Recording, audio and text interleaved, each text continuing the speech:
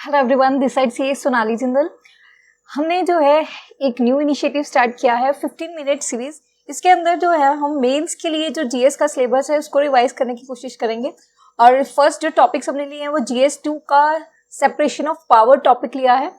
ये जो टॉपिक्स है जो भी हम 15 मिनट्स में रिवाइज करेंगे, इन्हीं सीरीज के अंदर थ्रू ही आप मेंस के नोट्स 1 पेजर नोट्स भी आप टेलीग्राम पे मैसेज करके यू कैन गेट दैट।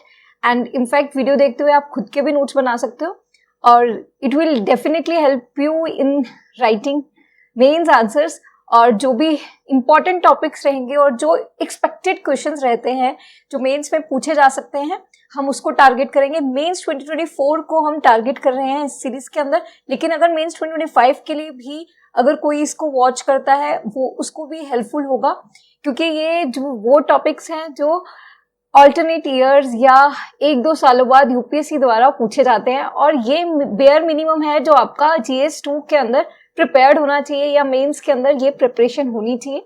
हम स्टार्ट कर रहे हैं GS 2 separation of power topic आज, और हम 15 मिनट्स के अंदर हर टॉपिक को कवर करने की कोशिश करेंगे।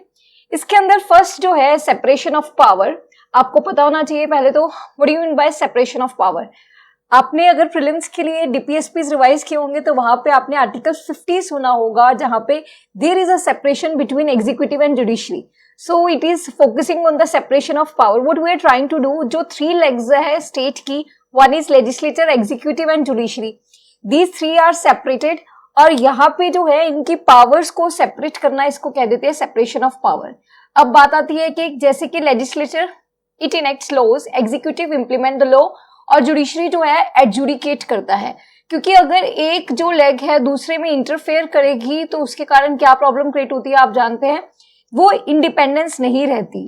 हर एक का फंक्शन जो है वो इंडिपेंडेंस होनी चाहिए, और एक स्पेशलाइजेशन जो होती है वर्क की, हम वो अचीव कर सकते हैं। यहाँ पे देख सकते हैं कि अगर एक को ही सारी पावर दे देंगे तो टोटलिटेरियन और या फिर अथॉरिटेरियन गवर्नमेंट बन जाएगी। और ये जो है गवर्नमेंट ऑफ लॉ है rather than whims and wills. ये आप कुछ बेनिफिट्स लिख सकते हो सेपरेशन ऑफ पावर के, लेकिन आपको मेन चीज जो पता होना चाहिए, यूएस के अंदर जो है प्रेसिडेंशियल सिस्टम है, वहां की जो डायग्राम होगी वो सेपरेशन ऑफ पावर की इस तरह होगी। There is a complete separation between the executive, judiciary and legislature. कोई भी एक दूसरे में इंटरफेयर नहीं कर सकता और कोई इंटरलिंकेज नहीं है। लेकिन यूके और इंडिया के अंदर हमने अडॉप्ट की है पार्लियामेंट्री सिस्टम, और आपको पता होना चाहिए पार्लियामेंट्री सिस्टम के अंदर जो है ये जो कंप्लीट सेपरेशन है पॉसिबल नहीं है। इसकी एग्जांपल्स आपके माइंड में आनी चाहिए, जैसे फॉर एग्जांपल जो सीएम है या फिर जो काउंसिल ऑफ मिनिस्टर है, जैसे रेलवे मिनिस्टर है वो काउंसिल ऑफ मिनिस्टर भी है, और साथ ही साथ वो कहाँ पे बैठते हैं, पार्लियामेंट के अंदर, तो वो एमपी भी होते हैं, और दूसरी साइड वो काउंसिल ऑफ मिनिस्टर भी है, मतलब एग्जीक्यूटिव भी है, और साथ साथ पार्लियामेंट में बैठते हैं। तो ये हो गया फीचर ड्राइवेबिलिटी फीचर, ये आपको याद रखना है। ड्राइवेबिलिटी के कारण जो है पार्लियामेंट्री सिस्टम में कभी भी कंप्लीट सेपरेशन नहीं हो सकता। दूसरा आप सोच सकते हो कि जो रिस्पॉन्सिबल फीचर है, मतलब जो काउंसिल ऑफ मिनिस्टर्स हैं they are responsible to Lok Sabha.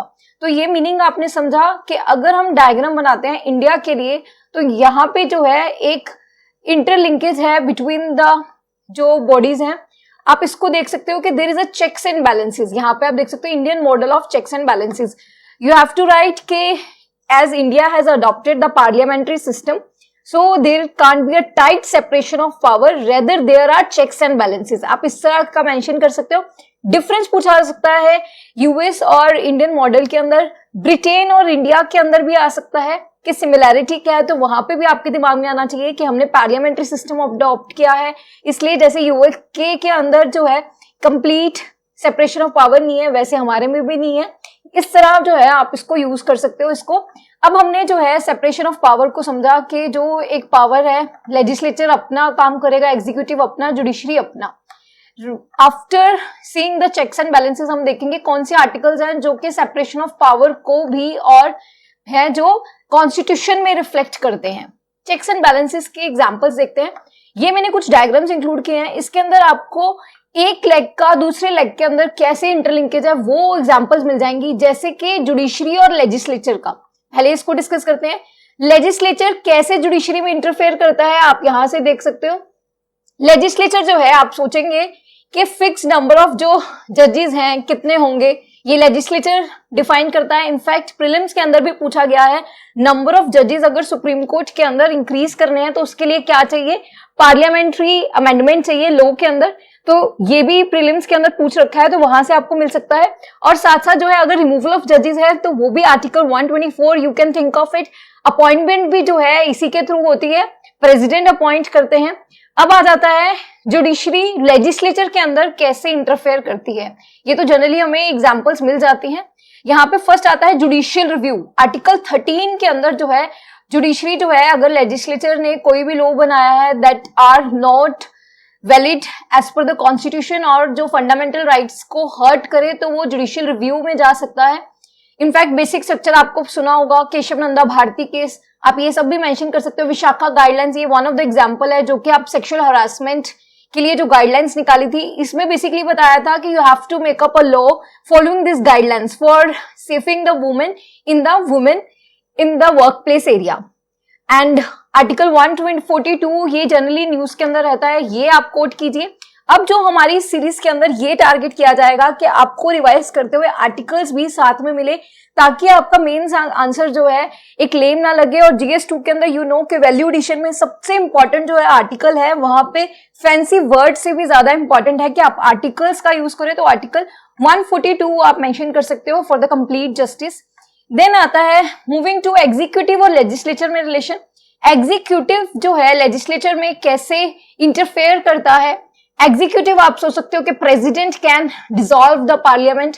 Article 123 का सोचिए आप, आर्टिकल 123 जो है ऑर्डिनेंसेस का है, ये बहुत इंपॉर्टेंट है। इनफैक्ट यूपीएससी ने प्रीवियस ईयर क्वेश्चन के अंदर ये पूछा कि whether the ordinance power given to president is antithetical और hurting the doctrine of the separation of power. तो यहाँ पे आपको ऑर्डिनेंस के बारे में, ऑर्डिनेंस के फीचर्स पता होने चाहिए कि ऑर्डिनेंस जो है कितनी देर के लिए वैलिड होता है, पार्लियामेंट, ये प्रीलिम्स की कुछ इंफॉर्मेशन भी आपको एक सर्कल में शो करनी पड़ेगी मेंस के अंदर।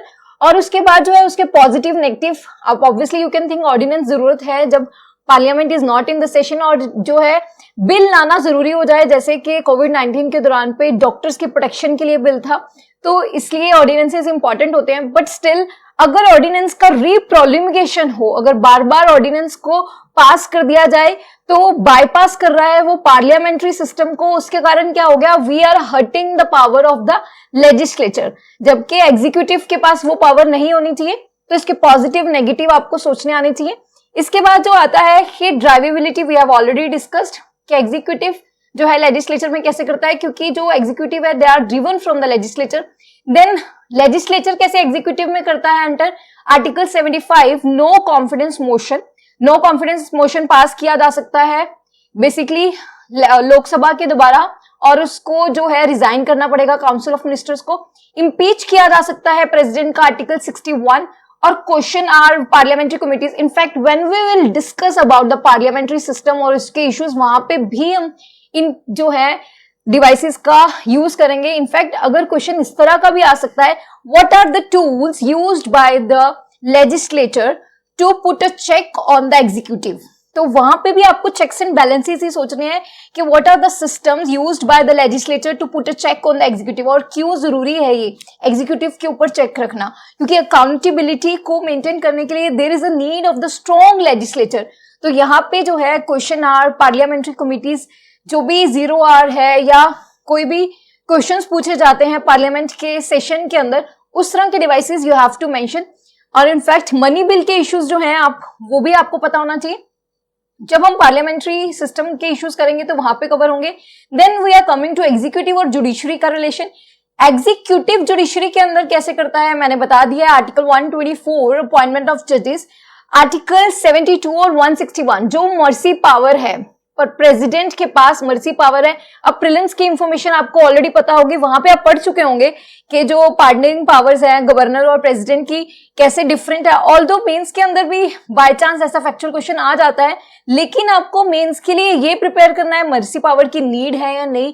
अगर वो करंट में रहा होता है तो उसकी कुछ एग्जाम्पल आपके दिमाग में आने चाहिए कि उसकी जो टाइमलाइन है वो डिफाइन कर देनी चाहिए और इसके एक लिमिट्स होनी चाहिए। तो आपको ये सब पता होना चाहिए। लेकिन मर्सी पावर क्यों इंपॉर्टेंट है वो भी आपको लिखना आना चाहिए पॉजिटिव, क्योंकि जो एक बेसिकली गलती हो सकती है जुडिशरी द्वारा, इस तरह को हम एक रेक्टिफिकेशन जो है वो पॉसिबल होती है थ्रू द प्रेसिडेंट।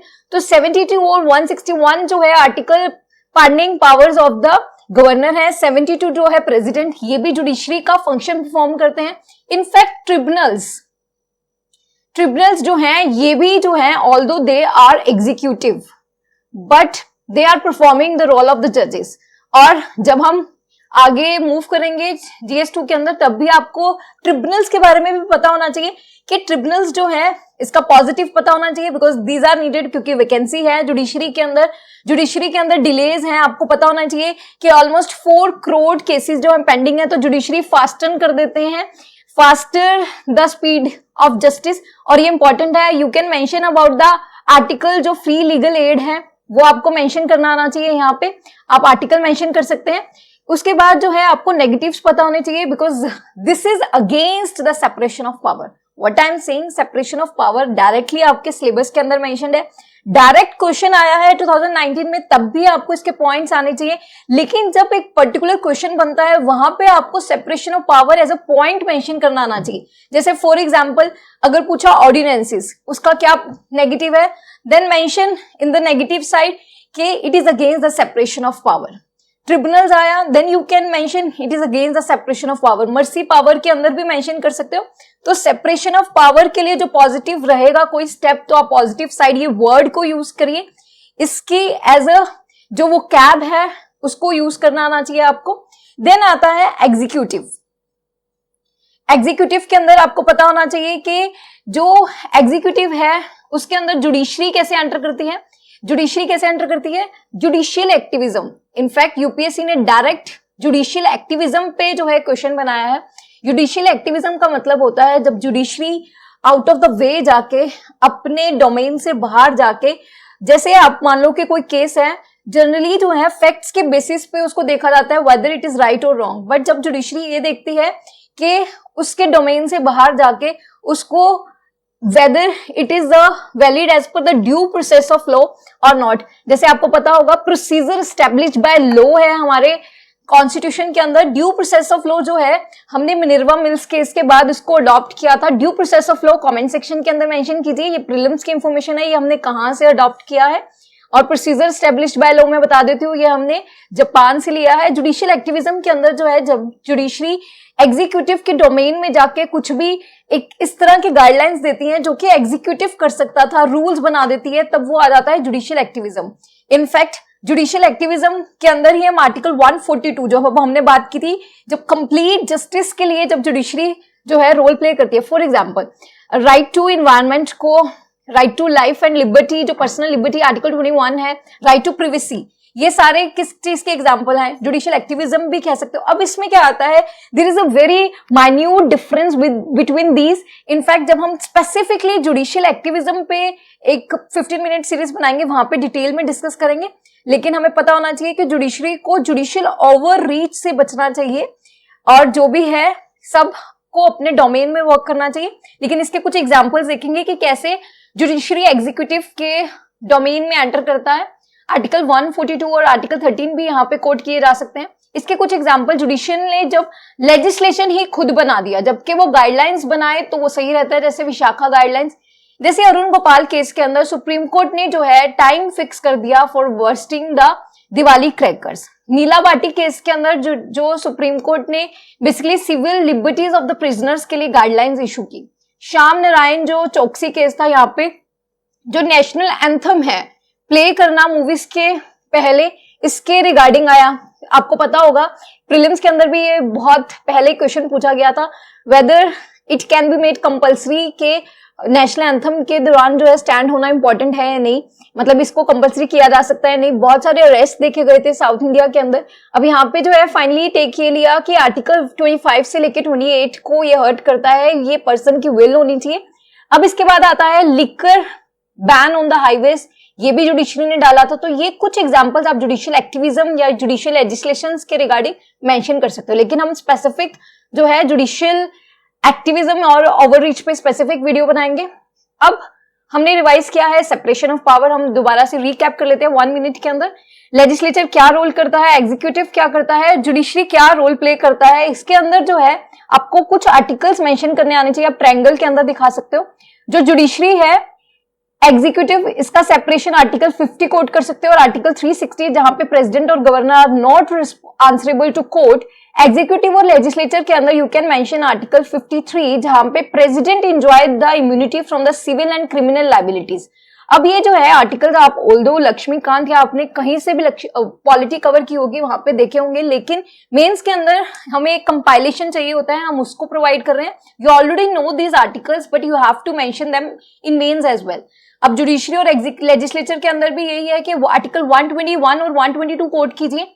अगर जो मैंने कॉरेस्पॉन्डिंग मेंशन किए 211 और 212 ये स्टेट लेजिस्लेचर के आर्टिकल्स हैं। आप अगर सिर्फ पार्लियामेंट्री सेंट्रल गवर्नमेंट के मेंशन करोगे उतना भी सफिशिएंट है। आर्टिकल 121 के अंदर जुडिशरी जो है पार्लियामेंट के अंदर जो सेशंस हो रहे हैं उसमें जो है नहीं बोल सकते, या फिर यू कैन से कि जो प्राइम मिनिस्टर्स है they can't be held responsible for what they speak in the parliament. In fact 122 के अंदर ये लिखा है कि पार्लियामेंट जुडिशरी एक्ट के लिए जो है डिस्कस नहीं कर सकती पार्लियामेंट के अंदर। ये कुछ आर्टिकल्स जो हैं जो सेपरेशन ऑफ पावर बताते हैं। आप इस तरह की डायग्राम बनाइए जहां पे जो है आपको प्रॉपर स्पेस मिले सेपरेशन ऑफ पावर को लिखने के लिए। 2 पेजेस या 3 पेजेस वहां पे आप पूरा लिख सकते हो, लेकिन जहां पे आपको थोड़ा सा ही स्पेस मिलता है mentioning about the separation of power, may be it could be just one part of the question, वहां पे आप डायग्राम के अंदर इसको सम अप कर दीजिए। और चेक्स एंड बैलेंसेस को भी जब आप दिखाने वाले हो तो वहां पे आप एक सिंपल सा ऐसे डायग्राम बना दीजिए जुडिशरी, एग्जीक्यूटिव और legislature. Then you can mention one point here to show the checks and balances. जब स्पेस प्रॉपर नहीं होगा तो हम इस तरह स्पेस को यूटिलाइज करके अपनी जो नॉलेज है उसको शोकेस करेंगे। मेंस के अंदर मेन यही है कि आप प्रेजेंट कैसे करते हो। अब हम एंड करते हैं इस लेक्चर को। Before that I want to show you mains question जो 2019 में डायरेक्ट इसी पे पूछा। Please try to write this answer and even you can share us with us on the Telegram channel. Do you think that the Constitution of India does not accept principle of strict separation of power? Rather, it is based on the principle of checks and balances. See, that question has been asked here and it can be repeated. Again, I want to say maybe just the form of the question will be changed. So, just see this question and try to write this. If you will write the this previous year question, you will be able to revise the whole separation of power lecture. And please like, share and subscribe our channel as well. All the best. Thank you.